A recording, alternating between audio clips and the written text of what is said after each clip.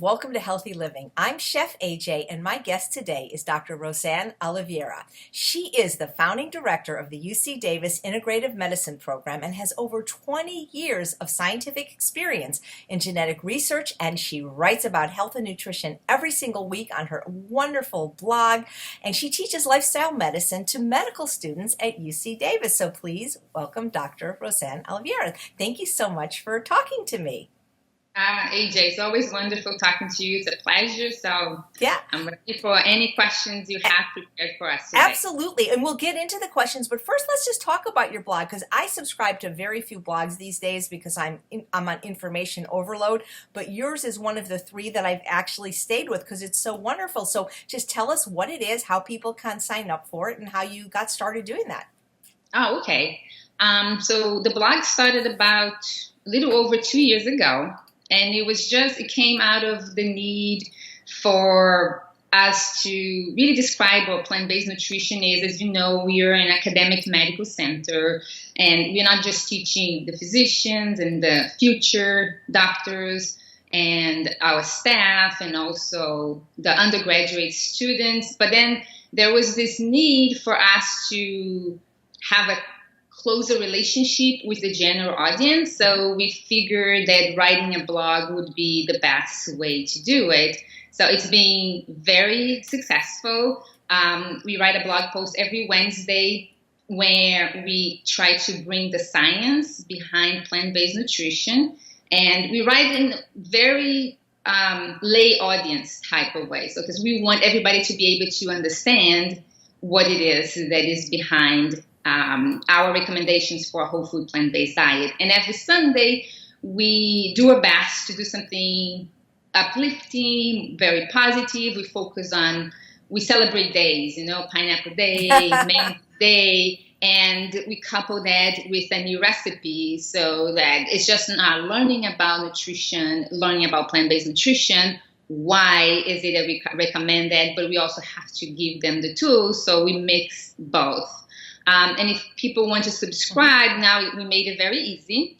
All you have to do is text the word veggies, VEGGIES, to 44222, and you're subscribed. Wow, now see that you have made it very easy. Absolutely. Maybe we can mention that again at the end if people want to subscribe. And you're involved with a conference that goes on every December in Las Vegas, aren't you?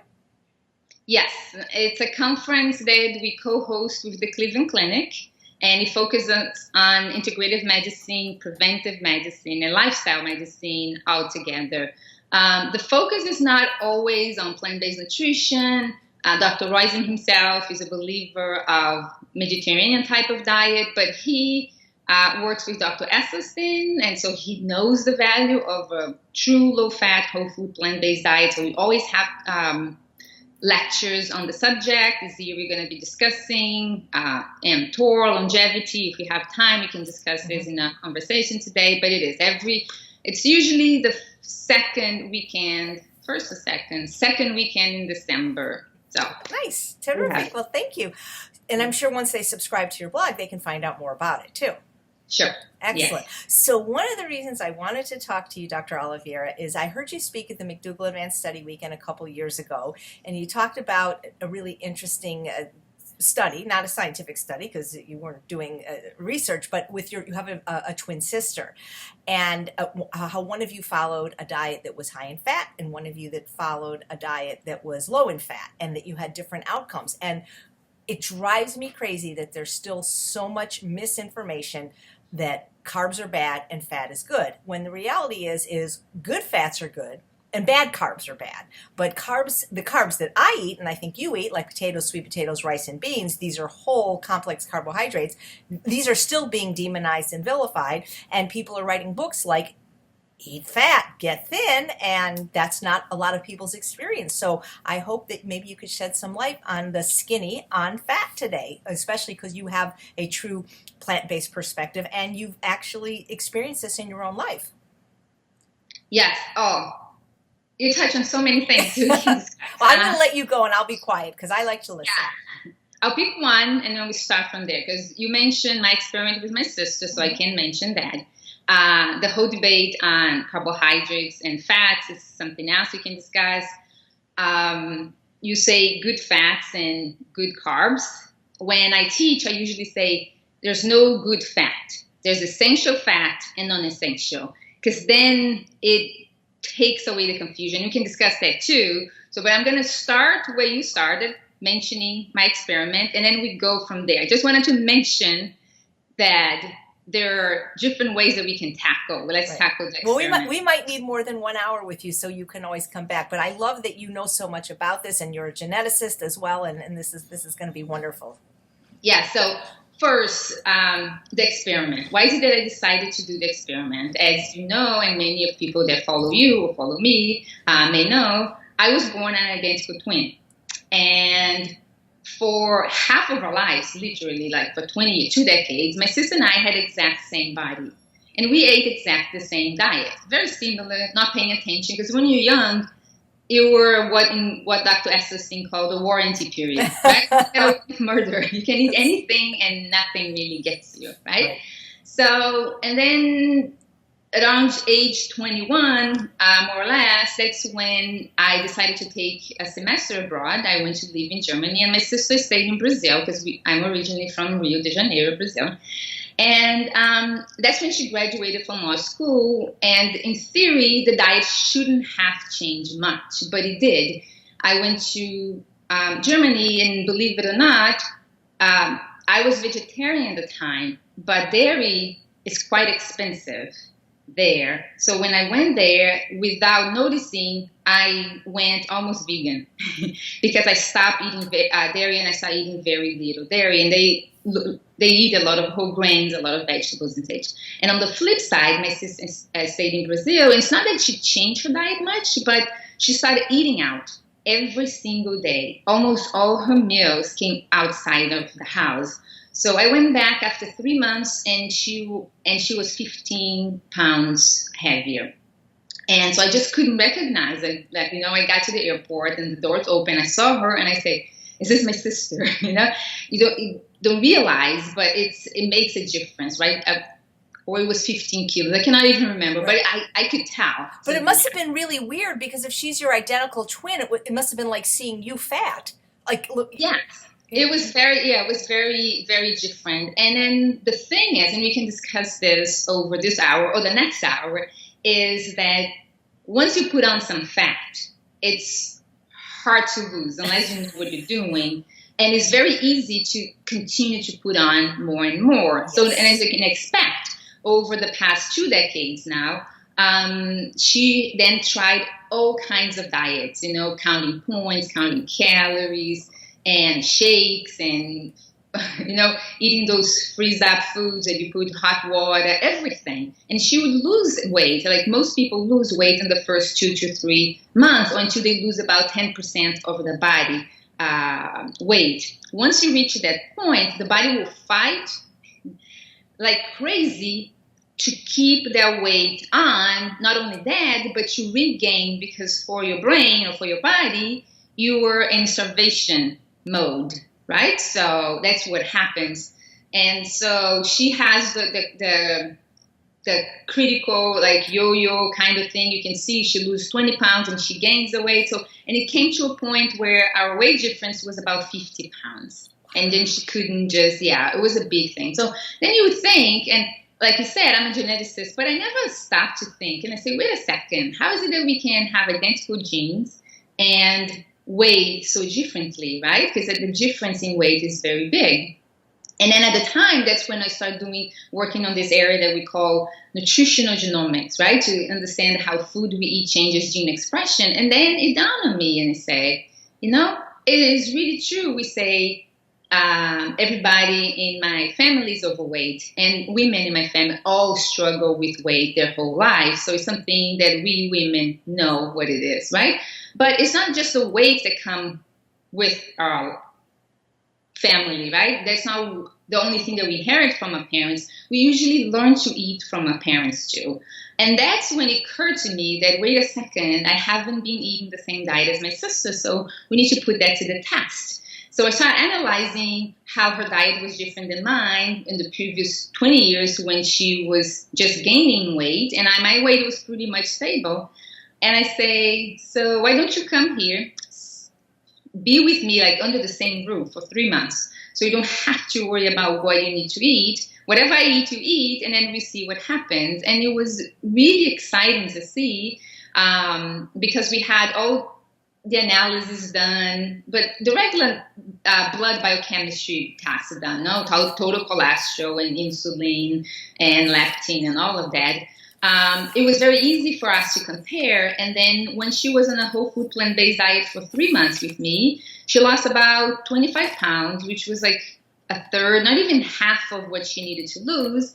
But for the first time in a decade, all her markers were identical to mine, which came to show, like, depending on the food she was eating, now her body was responding the same way my body responded to food. So that's one element, which was great.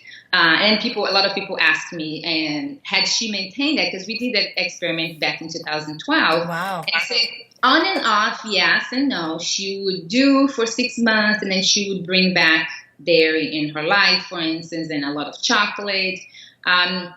But I'm very happy to report that as of now, she's been completely plant-based for the past, I would say, 9 months. Wonderful. Yes, and this time around, we're doing something even more scientific, I would say. We're collecting samples, blood samples. We're going to do everything, all the work. We do proteomics and genomics, like gene expressions in protein levels and metabolic levels, all of microbiome, everything that we can discuss today. But one thing that I wanted to mention is that, and a lot of people ask me that, especially in the blog, they say, I lost 50 pounds, but if I eat outside of a whole food plant-based diet, even if I breathe differently, I gain weight. Mm-hmm. So it is to be expected, the metabolism and the body response from someone that lost the weight is always going to be different. Or at least that's what we know now. It's always going to be different than somebody else. Oh, thank you for saying that, because I don't think anybody I have ever interviewed has said that, or I've even talked to. So you almost need to say that again, please, because we see this all the time, that people can lose weight. People do lose weight. You can lose weight on almost any diet, really, whether it's a healthful one or not.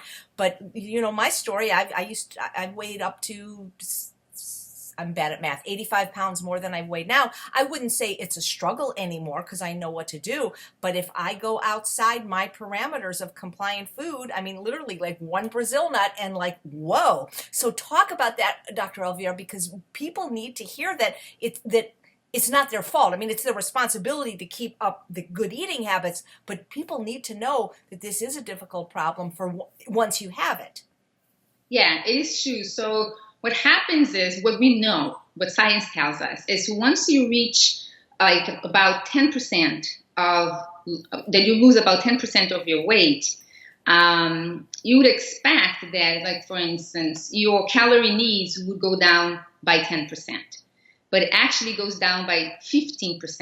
So when you lose 10% of your body weight, now you need about 15% less calories, which would be maybe 250 and 400 calories, depending on your weight, which is a lot, right? 250 calories is, you would have to walk 1 hour every single day just to counter the less amount of calories that you need from someone that is in that particular weight, but never had to lose the weight in the first place. You got me?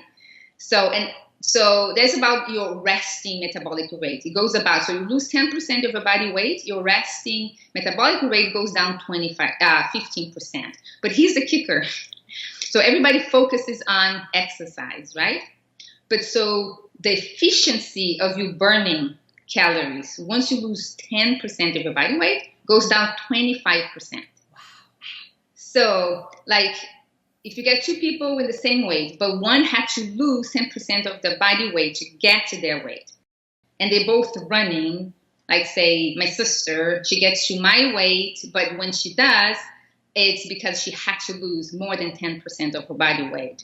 So for every 4 miles that I run, she needs to run 5 miles, which is a big difference, or a little bit more. Okay. And up until, I wanted to say that I had good news, that I know, it can completely reverse. I have some ideas on how this can happen. I'm not going to discuss this today because it's all in my mind. Like, if you can prove, one day we discuss, but it is the reality and something that we should all be aware of. So it's going to happen. Someone that never had to lose the weight is always going to be, always going to have a faster metabolism than someone that doesn't. And I give you a very concrete example. So like I mentioned, my experiment with my identical twin sister, we started back last year, November 1st, 2016. And I'm not wearing it today only because I wanted to look nice for this interview. But you can see I have the mark here. So I've been wearing a tracker, and it's an automatic tracker of calories consumed and calories that we expend on a daily basis. It's automatic. So it's not that I'm focusing on how many calories, because I don't count calories, and I don't suggest that anyone start counting. It's just for awareness. I wanted my sister to understand what it was happening. So when we started the second phase, I'll call it a second phase of this experiment back in November, she and I stayed together for 3 months again. And we ate almost exactly the same food every single day. And there were days that we ate exact the same amount of the same food. And at the end of the day, I would look at my watch, right, for my tracker, and I was negative by maybe 400 calories, and my sister was positive by 300 calories. So it is real, right? I'm not analyzing any data now. It's going to take another year until we collect, because we need to wait for her to be in my weight, and then we have to do all the analysis. But we can already see that two people can eat the exact same thing, but their response to that food, how many calories they're actually going to consume, and whether or not they're going to be negative or positive at the end of the day, is going to be related to basically the amount of fat they have in their body. And then first we thought maybe her watch is bad, right? So something's going on. So we switch the watches, meaning I started wearing hers and she started wearing mine, but without really telling our phones that we were different people, right? So I was wearing her watch and she was downloading all of the information in her phone, and I was doing the reverse. And still, when I was wearing her watch, I was getting to be negative almost every single day, and she was positive. So it does matter, and it's very important that people know. Like you said, I don't like people to say, "But I work so hard, and it's not fair." It is not fair, right. And we know you work hard, but it's true, and it happens. Wow, this is so helpful. It's absolutely mind-blowing. This watch you have, is this available to the general public, or is this? Yeah. Yes, it is. It's called Heal B, like heal from healing. Yeah. Heal B. The company is called Go B. I must say it's not accurate, because everybody likes accuracy, right? Oh, it is really accurate. Every morsel of food you eat, is it really accurate?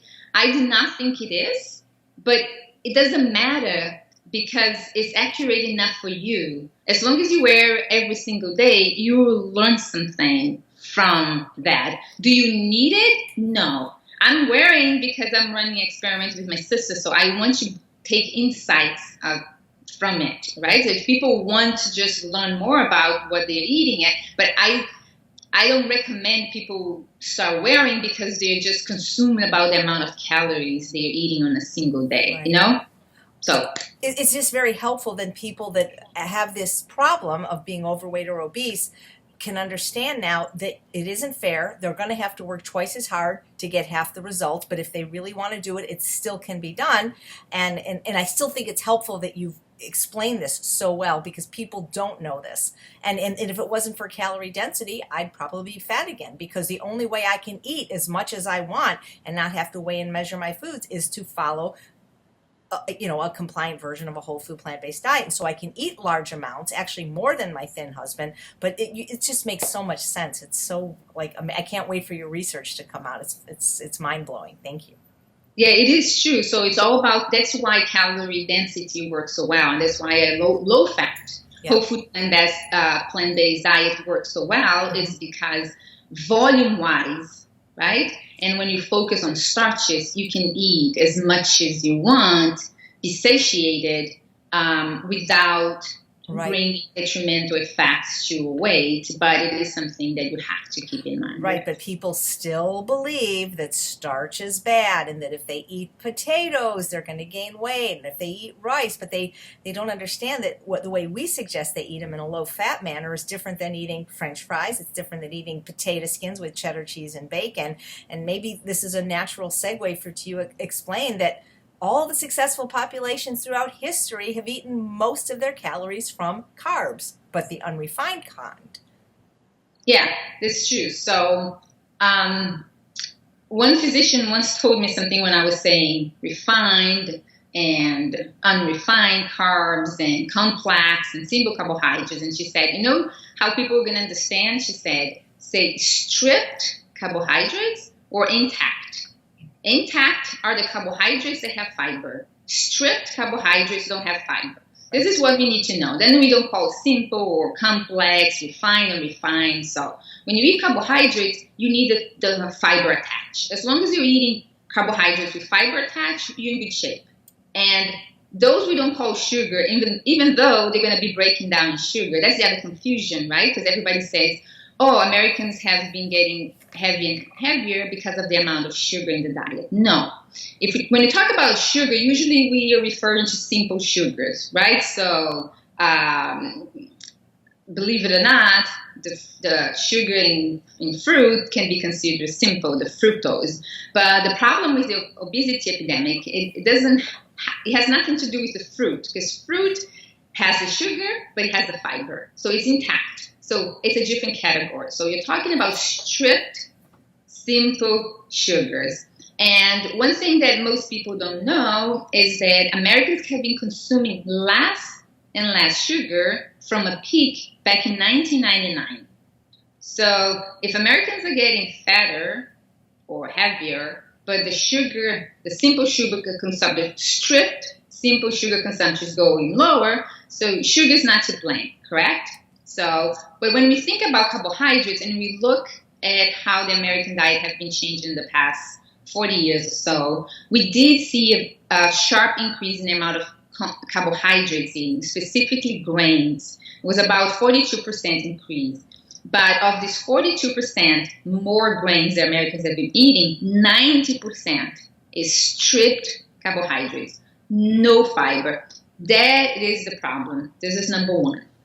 And then when Americans believe that we have been following a low-fat diet since the 1970s, this is not true either, because in calorie amounts, which is calorie percentage, which is what matters in the end, Americans have been now eat 67% more fats and calories than they used to eat back in 1970.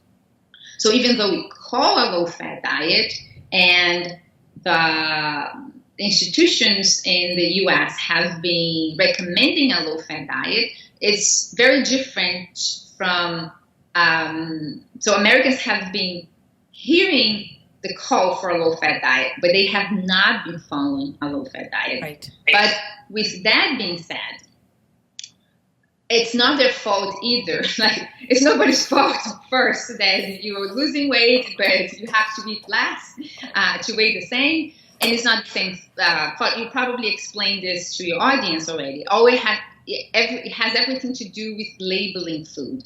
First of all, if you're eating whole foods, the foods that you're going to grab in your in the grocery store, on the right side of the grocery store is going to be, your vegetables, your whole grains, the ones that you can look and identify, you're always going to be fine. Right. But once you start eating packaged foods, if you don't know how to read the label, you may buy foods that are labeled low fat, but they are not. Right. Because the labeling of the food tells you the amount of fat in the food as a matter of weight, not a percentage of the calorie. Mm-hmm. And that's key to understand. So I can see how it is confusing, but when you're breaking down the numbers, you see that first, Americans have been eating 67% more fats and oils in the past 40 years, about 42% more carbohydrates, but 90% of those carbohydrates, meaning grains, are stripped, no fiber, and this is the problem. Mm-hmm. You know, I'm still having my mind blown by what you just said before about how somebody that has been overweight, when they lose weight, now they have to work harder both in terms of exercise and eating. And I want to ask you something that a thought just came to me about that, because this was going to be a later question, but I think I'm going to ask it now, because I was going to ask you to discuss something that I keep hearing about, like this APOE5 gene and things like that. My question was going to be, do you believe that people vary genetically in the amount of fat that they can eat and not be fat? That's what I was going to ask you, because when I look at somebody like my slender husband, who's never struggled with his weight, not that he does still eat a low-fat diet, but even when he didn't, he was never overweight. And I look at a lot of the medical doctors out there, whether they're plant-based or not, that are telling us that we have to eat fat, that we have to eat nuts, some even that we have to eat oil. And none of these individuals have ever been overweight or obese or suffer from food addiction or emotional eating. And I'm wondering now if the better question would be is maybe it's because those of us that have already been overweight, because of what you explained, now it's not, maybe we have this gene, maybe we don't, but maybe the reason that these people that are pushing fat on us can do so in a slender, confident body is because they've never been overweight. But then people like me, literally, I'm telling you the truth. I have not eaten any added fat since January 2nd, 2012. I will eat one Brazil nut, and I'm telling you, I'm not going to gain 10 pounds. So maybe this variant is maybe not is genetic, might not be the right word, but maybe it's because of the phenomenon you explain of a person having been overweight. Now they really can't eat as much fat as all these wonderful educators that have never been overweight. Maybe that's part of the equation. It is. You're right. There's an excellent question. This is one, but there's more to it. If you notice, the advice to eat more fat usually is coming from men. Yeah. And men and women are different, very different, in the way we process fat. Wow. You can call it unfortunate. I think it's lucky. Uh-huh. Why is that? Because then we can segue and talk about like what is the good side of fat? Because we like to bash fat, and fat is bad for you, but fat is beautiful. We need fat in our bodies, right? Fat is what makes women look like women, right? We have curves because of fat, right? When we start aging, we start losing fat, so we start getting wrinkles and we don't have the same shape. So just for that reason, we would want to keep our fat, right? But there's more to it. Why is it that it's so important for women to hold on to fat? Because without the correct amount of fat, we cannot reach puberty, we cannot find sexual maturation, we cannot bear children.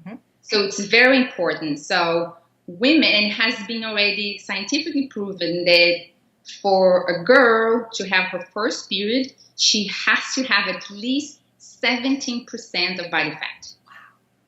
So, and if you have girls, they're athletes, and if they start training before the first period, it's about for every year that they practice, I think they say every year that they start practicing before the first period, there's a delay in 5 months in their first period, because it is that important, it's the amount of fat. But once they reach age 16 and until, for the rest of our lives, we have to have fat around 22% fat to have regular periods. And you're talking about body fat, you're not talking about dietary fat, correct? Body fat, right. Yes. Okay, great. So one goes with the other, okay? Right. So we need that, right? So when we eat fat, now we're going to go for the dietary fat. Biologically, it's like, let me back up a little bit because then people can understand. I read something in the book that I thought an analogy. I always love analogies because it's very easy for us to understand, right? So let's say what we eat is like currency, right? So we eat food and we have glucose, which is what our cells need in order to do everything that the cells are supposed to do. Then this glucose gets stored as glycogen, and then later on can be stored as fat, right? So the glucose, the nutrition that we need, our cells need every single day or every minute, like now. We are talking, there's glucose running in our veins, in the arteries, and because we need them, right? So glucose is cash. Glycogen would be like a checking account. When you have enough, you don't need to have cash on your hand all the time. You put on your checking account. You need more, you go there in your ATM and you draw some cash.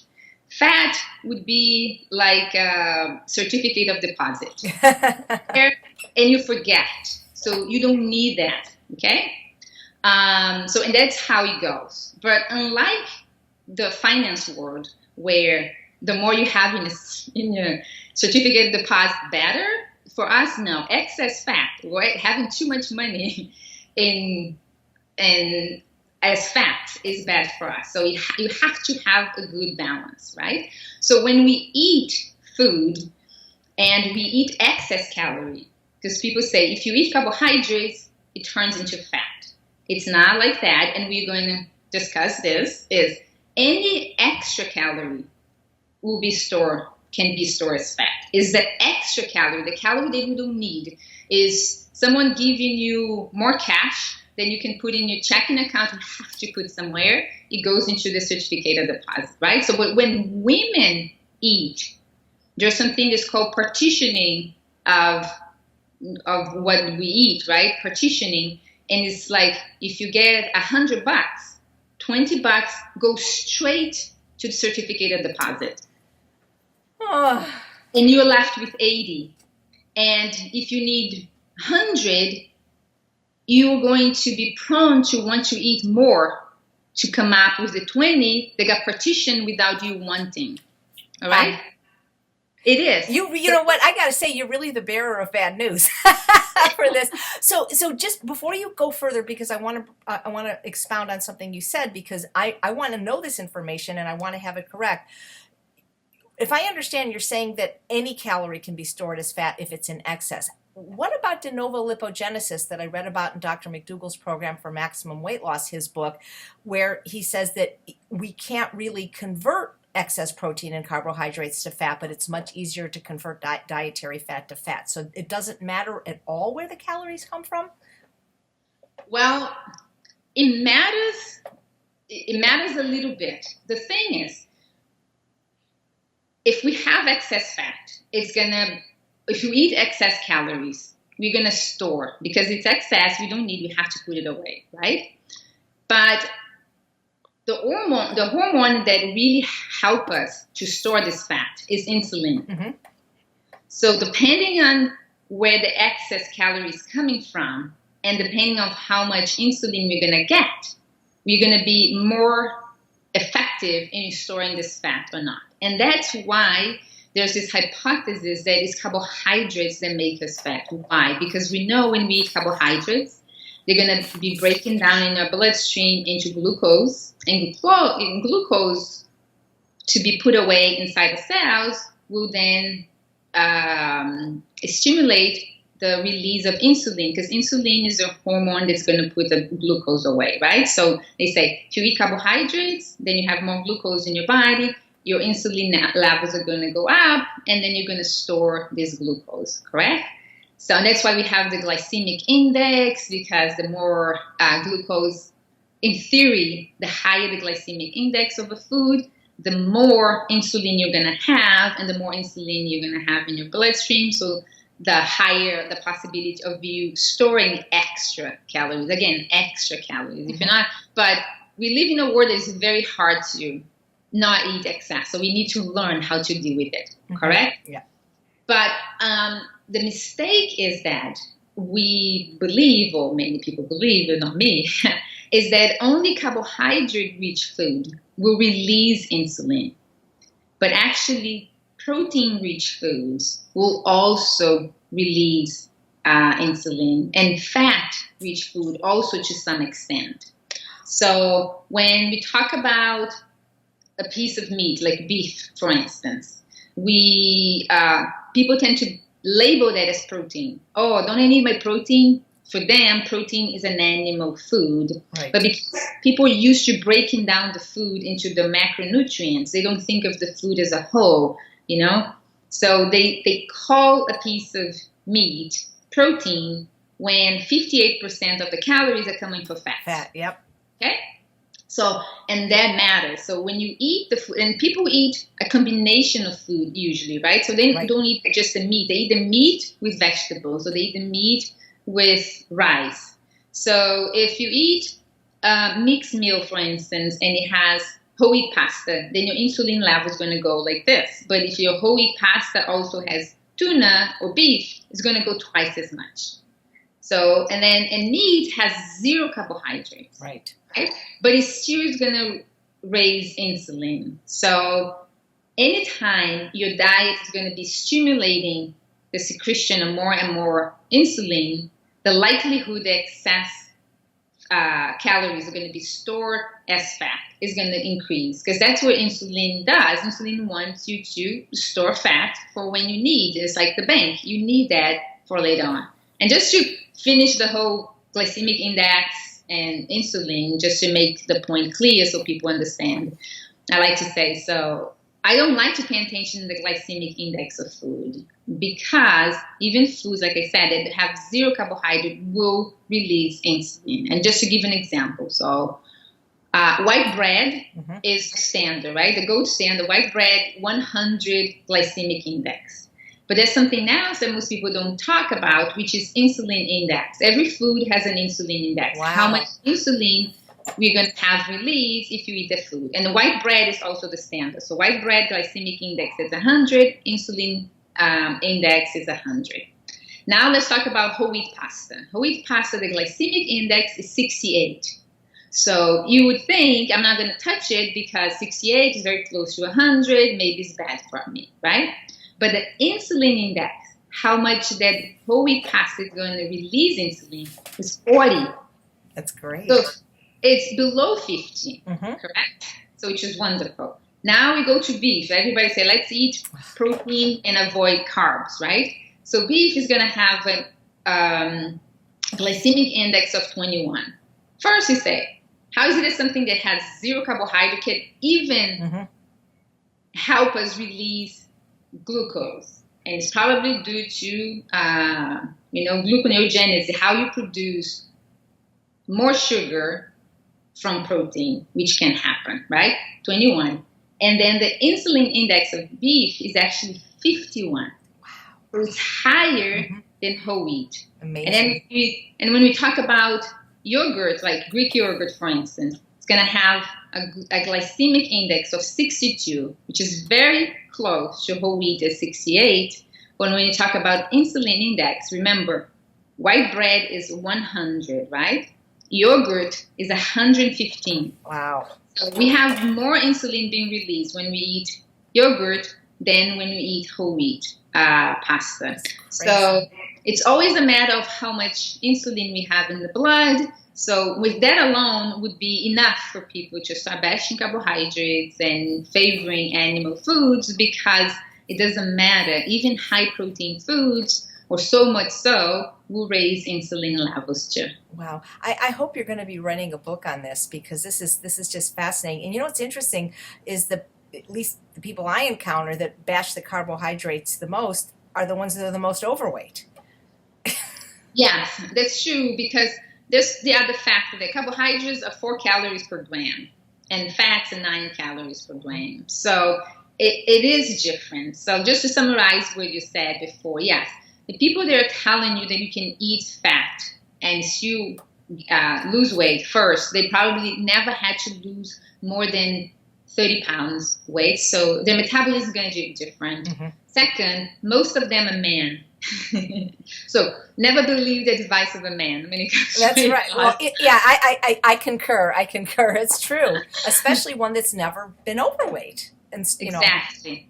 So those 2 facts alone is enough to explain. Now, the third thing I want to mention about nuts specifically is that if we pay attention, and we wrote about this, so if people want to check on the blog, they can. When they check the effect of nuts on weight, is usually nuts added to people that eat a regular diet, a standard American diet or a Mediterranean diet. It's never nuts added to someone that is already eating a low-fat, whole-food, plant-based diet. Thank you. So thank you. I would love to see the results of that. So, because there's 3 reasons why we believe nuts do not cause any weight gain when they are added to the diets of people that are eating a traditional diet, whatever that is, not a low-fat, whole-food, plant-based diet. One is what we call compensation, right? Nuts are rich in fat, and some of them, like walnuts, which are regularly used in the studies, are very high in essential fatty acids. They have the right amount of omega-3, perfect balance of omega-3 and omega-6, which are the fats we need, essential fatty acids. So, and we get satiated more. So when you eat nuts, you tend to eat less of something else. There's a compensation. And that, I would say, would account for maybe 70% of the effect of nuts. Nuts, usually in these experiments, they come in handfuls. They don't come as cashew cream, right? You're eating the nuts, and even though the cashew cream can still have some fiber, there's a difference between eating a whole food and eating a blended whole food. Right. It's not the same, okay? So, and those nuts, they're going to add to the bulk of what is going to be going out as our number 2. So 10% goes increasing mass that is going to go out. It's going to be excreted. And about 20% of the nuts will help us raise the amount of fat, our own fat, that we lose. But like I said, can you eat nuts? If you never had trouble being overweight, yes, but it's always going to be a condiment. It's always going to be sprinkled on a salad, never enough amount that is going to matter. But if you are trying to lose weight, if you had to lose more than 30 pounds in your lifetime, you may see that is going to affect your weight. I would expect that you would affect your weight. You just helped so many people that are so trapped in this paradigm where they're being told that they have to eat nuts, and they can't eat them and either lose weight or maintain their weight. So I would kiss you if I could, so thank you. And, I've interviewed many people like dietitians and even Dr. Esselstyn, and I mean, yes, nuts are healthy, and if you can eat them, but do we really have to worry? I mean, if we're eating lots of greens and lots of vegetables, and I mean, there's even a blood test now to show if we're deficient, look, there are people in the world, many people, in fact, it's one of the number 1 allergies, they can't even eat nuts, and some even seeds. And, when I look at the Okinawans, I mean, I don't see them pouring nuts on their food every day, and they're the longest lived people in the world. That's true. The thing is, so if you cannot eat nuts, just do the 1 tablespoon flaxseed, brown flaxseed every single day, and boom, you have your omega-3. So nothing to worry about. So absolutely, thank you. And greens have, and and like you said before, it's pretty hard to be, if you're eating enough calories. Wouldn't you say that it's pretty hard to be deficient in just about anything on a plant-based diet, because there's fat in oats, there's even fat in a little bit in fruit and greens, and there's omega-3. I mean, if we're eating enough variety, enough calories, I just, these people, what I think, they major in minor things, and they take these little sound bites of this and this, but if you eat enough calories from a whole food plant-based diet and enough variety, I think we're pretty good. Yes, with one caveat, I would say. It's very important to maintain a good ratio between omega-3s and omega-6, right? Okay. Omega-6 tend to be more pro-inflammatory. Omega-3s are going to be anti-inflammatory. And could you tell us which foods have which, so that people can know what their ratio possibly is? Yeah, so with omega-6, you don't ever have to worry about. Everything that has fat is going to have plenty of omega-6. The problem is eating too many foods that are going to be very high in omega-6 and not enough of omega-3. So if anything, I would say, yes, we should pay attention to two things. Once we follow a low-fat, whole food, plant-based diet and eat enough not to lose weight and be underweight, right? Of course, the people that want to lose weight. So two things we need to pay attention is our B12. And some people, especially pregnant women, right, or people they were like breastfeeding, those women, they should pay attention to the amount of omega-3 too. But the general and elderly, why? Because omega-3 is very important for the brain. And the baby will need it, the mother will need it, and elderly will need. So omega-3, the amount is very important. And like I said, with all the nuts, if you eat any nuts but walnuts, the ratio is going to be off. We're going to always have way more omega-3 than omega-6 than omega-3. And in other foods, it's going to be the same. So what are the three good sources of omega-3? Since omega-6, you never have to worry about. Right. It's flax seeds. So 1 tablespoon ground flaxseed per day. Anywhere you want to add it, perfect. And you have your amount. Walnuts also have the perfect ratio, and chia seeds. So if you can eat one of the three every single day, you're in good shape. But you should pay attention. You should try to bring one of the three into your life. Or if you want, you can take a microalgae supplement. I know I'm not a big fan of supplements, but those two are the only two that I'd say people can consider. A B12 weekly, it's what I do, and an omega-3 as well. Wow. Thank you. Gosh. So are you going to write a book? Because you have a voice that is not heard, from and you certainly have a story that nobody's ever heard because, when you read about research, it seems more theoretical. It's about people that aren't you, like you said, like there's the research that I see isn't about people following the diet I find, if I follow. So your story is very unique, number one, but your perspective as a doctor and a woman, I hope there will be a book in the works because I want to know more. Yes, well, it's in my mind. It's inside here. Between my 2 ears, there's a book. Right. I just have to find the time besides the blog to write the book. And as I say, it's going to be geared to women because women need to hear that. Right, absolutely. Oh my gosh, thank you. Just for, because I think we're probably going to have to do a second interview because there's no way you can tell me everything you know about this in one interview. But just for a fun question, like you talk about when you and your sister are together, what do you guys eat when you're together, when you're eating the exact same thing? And was it hard for her because if she was eating hyperpalatable, high-fat foods and dairy, is it hard for her when she comes to live with you for 3 months to follow the exact diet you're following? Great question. So usually when people ask me this question, what is it that typical breakfast, lunch, and dinner look like for you? And usually I feel bad because I'm one of the few people that is never hungry in the morning. I'm never hungry in the morning, and I follow the philosophy that if I'm not hungry, I'm not going to eat. And it's a wonderful philosophy, by the way. And if everybody followed just that philosophy, it almost wouldn't matter what diet they're on. I mean, it would matter to their arteries, but it would be much harder to be overweight if people followed that philosophy. Yeah, but the thing is, like, there's this line of thought that people that don't eat breakfast will tend to eat more during the day. Not true. I do not think this is true. If you're eating way more late in the day, it's because you waited to a point that you're starving, wanting to bite the wall, and you should never get there either. Right. But if I'm not hungry, I don't eat. So usually, like sometimes, maybe I start feeling hungry maybe at 11. Gosh, we're like two peas in a pod, yeah. Oh. Yeah, and my sister's the same way. So then we don't eat any. I can eat anything. I can eat a piece of fruit, depending if I'm traveling, if I'm home. I can, but usually I just eat fruit. And sometimes I skip breakfast direct, and I just go and eat lunch. Then if I have time to prepare lunch before, then like for instance, last night I made pasta with tomato sauce.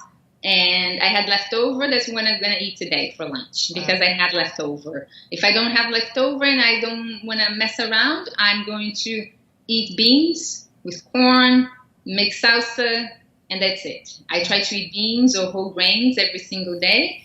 I have trouble with wheat sometimes. I have trouble with oats, believe it or not, more than wheat. So if I eat those, I eat very little amount, but I don't have trouble with quinoa and or any of the other ones. I think it's very important to bring starch in every meal. So that's what we do. And then where's the vegetables? I haven't heard you mention vegetables. Oh yeah, and the vegetables too. Yeah. So like I have in my fruits and vegetables, right? In my fridge, I'm gonna make the spinach and lettuce and strawberries. That's what I'm gonna have with the with my leftover pasta. And when my sister, specifically when she's here, then I pay attention even more so to bring green leafy vegetables. So we always start every single meal with a gigantic salad. Nice. But when I say gigantic, it's really gigantic. A type of salad that we feed 4 people. Right, is for one. She eats one like that, and I eat one like that as well. That's and then like yesterday, I had my carrots and I had mushrooms, and I have these other things too for dinner. Is it hard for her? No, when she comes and stays with me, because she doesn't like to cook. So whenever there's food and it's already pre-made, she likes it. And I think she got used to it too, because it's like her 3rd or 4th going around. Last time she came, everything I served, it was amazing. This is amazing. This is so delicious. I'm so happy. And now she's learning to prepare a few things herself. The other thing that I wanted to mention is it also helps to have someone do it with you, especially women. We are very social. Men can do some things alone, but we women, it's good to have a buddy. Right. So one of the reasons why it's been so successful for my sister now is when she went back to Brazil, ever since January, my mom has been plant-based. And so the two of them are doing together. My mom cooks very well. My mom loves to cook. I learned to cook from my mom. So when they're together, my mom's teaching my sister to cook, and it's kind of the journey that they're taking together. So it's been very, very nice. Nice. So how did you get involved with teaching lifestyle medicine to medical students? And is it to first-year medical students, or how often is, I mean, it sounds like it'd be an amazing class, and is it well received by the doctors? Because, you know, most medical schools are teaching either no nutrition or very little nutrition.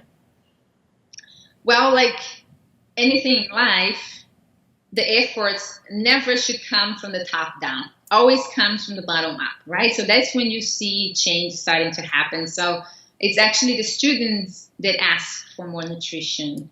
So we started one class. It started with a doctor, but it was the students who wanted more. They wanted to understand more of lifestyle medicine.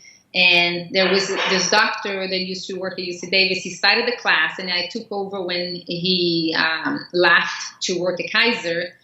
And then the first year, I tried to make it even, like a third of the classes on mindfulness, because they wanted the mind aspect, especially the burnout of physicians. Then a third of the class on exercise, the importance of physical activity, and a third on nutrition. And then at the end of the semester, the students said, we asked, how is it that we can improve for next year? And the answer was, we want more focus on nutrition. And then we changed. Now we only have 1 or 2 classes on mindfulness, 1 on exercise, and everything else is on nutrition. Oh, that's wonderful. So in this year, just to finalize, so this year we were approached by other students who want to start another class called Food as Medicine. So it's always, all focus is going to be on food.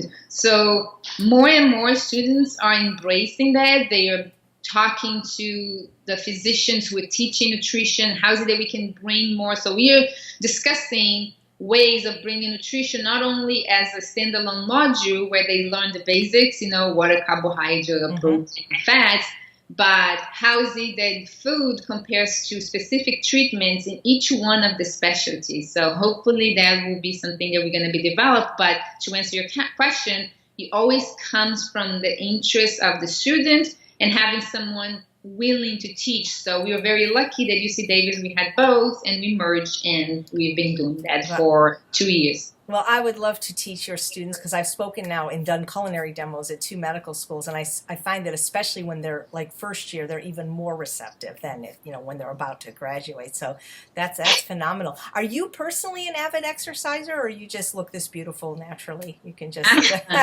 don't have to do that anymore. I am not an avid exerciser. I love yoga. Me too. What kind of yoga do you practice? Because there's so many different kinds. I do flow. Or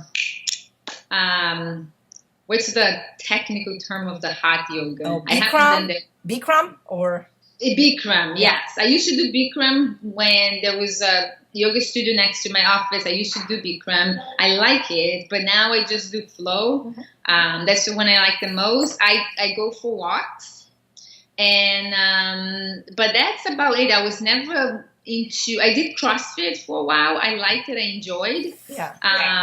So I enjoyed, but everyday things, I do some kettlebells at home, such, but I'm not avid. But I have to tell you something. I just came back from 2 months abroad, and over these 2 months, we took 1 week for a bike tour. So we biked through Tuscany and Umbria, and it was fabulous. It kind of got me the bug of cycling. Not that I will ever be like Rip Esselstyn or any of these people, but it's such a wonderful way to see the world on a bike, because you get the whole lifestyle, right? You stop to eat and you eat plant-based, then you get on a bike and you see people. It's amazing. So I loved it.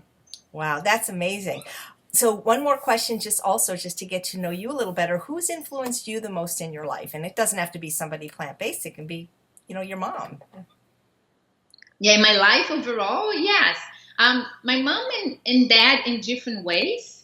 I would say my dad brought me the attitude. And I think attitude is half the way there, right? My dad has this positivity about him, that he believes everything's possible, and I grew up with that. So no matter what idea I had, I would run by him, and he would always say, go for it, and everything was attainable. No matter if I said, Dad, when I'm 20, I'm going to be living in the US and I'm going to be a professor there, he said, great, go for it. Oh, and wow. My mom would be the practical, like, I think kind of trying to protect me.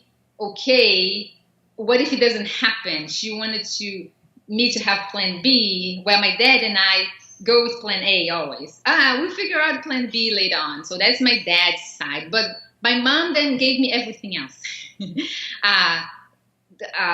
First, the love for books. When I was 13, my mom brought me a book home, and that's when I became a bookworm. Do you remember what the book was?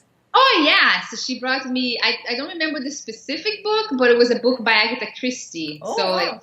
Yeah. And I used to read 4 books every week. She would bring me every 2 days a new book. I read all 83 books written by Agatha Christie. So reading is something that came from my mom. And then I went vegetarian because my mom wanted to become vegetarian. I was 15. She came home. She said, I believe you shouldn't be eating animals. And my sister and I said, okay, we'll go with you. And my mom took me to my first yoga class when I was 13. I hated. What's with the I didn't like it. Now I love yoga. She was into microbiotics and eating, always paying attention to what she was eating. She taught me how to cook.